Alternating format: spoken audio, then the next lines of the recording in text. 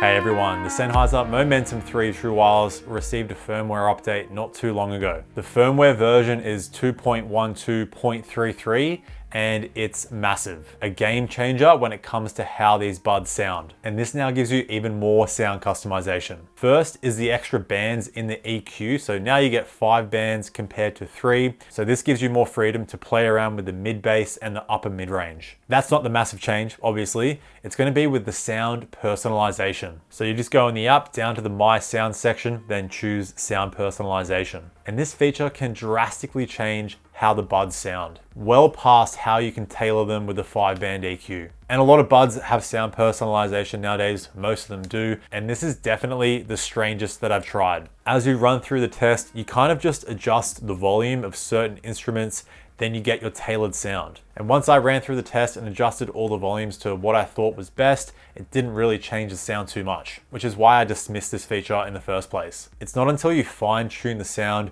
where you can really start to get these sounding good. And they should really explain in the app how this works, but roughly, the further to the right you go, this is gonna increase treble.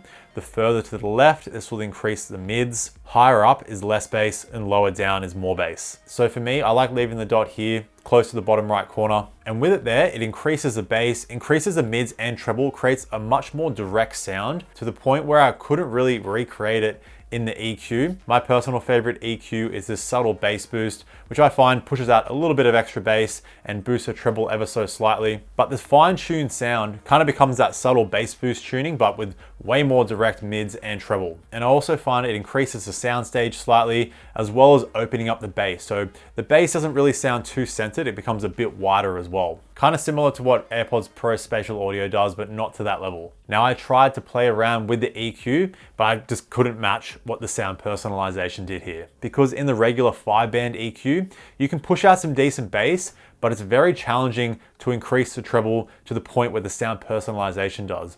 If you start increasing the treble, even the mids, the bass automatically starts to decrease, where with the sound personalization, you get that nice full bass, but the treble and mids don't fall behind somehow. It's pretty insane. Now the initial test that you do will change the sound, even when the blue dot is just in the center, but it is going to be the fine tuning that really starts to change the sound to your liking. I tried doing the test a couple of times and just completely mucking it up, putting the volume all the way down for everything. And then I did the test again, putting the volume all the way up for all the instruments. And that will change the sound when you have the blue dot in the center. But again, it's the fine tuning that will really tweak it to your liking. And when I was filming some footage for this video, I just did a quick screen recording. I just did some random volumes in the test.